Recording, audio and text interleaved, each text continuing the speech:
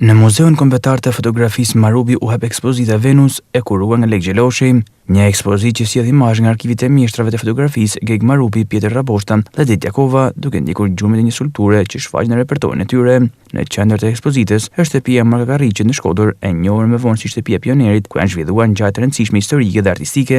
Fokusohet pikërisht, siç e thotë edhe titulli, tek emri i kësaj skulpture të famshme që përshkon nga periudha greko-antike e Praxitelit, tek ajo Rilince Botticellit, tek ajo neoklasike e Canovës, tek poezia Rainer Maria Rilkes.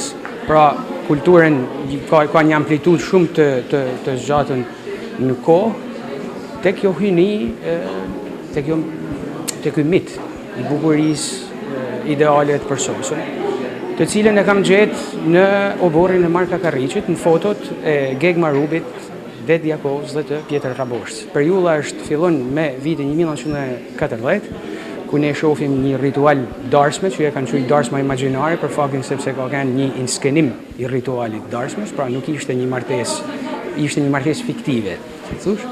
Masandaj nëpërmjet ciklit të baletit Carro di Tespi, një balet italian, i cili u themeluar në periudhën e fashizmit si teatër lëviz, për të afruar masat drejt një gjuhë më elitare të artit, operas, muzikës lirike, klasike etj. Do kemi disa bashkëpunime mjaft interesante këtë vit.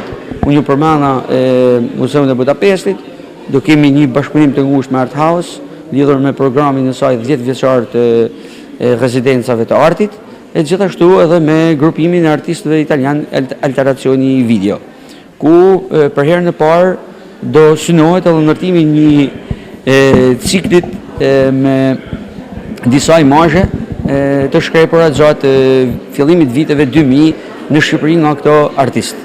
Sot Shqipëria vizitohet shumë nga italian, por në vitet 97, 98, 99, 2000 prezenca ishte e tujve gjithnjë e pak, kjo si pasojë e zhvillimeve politike. Kështu që do jetë një ekspozitë mjaft interesante. Ky është programi jonë vjetor. Po, besoj se gjatë vitit do kemi edhe të tjera lajme.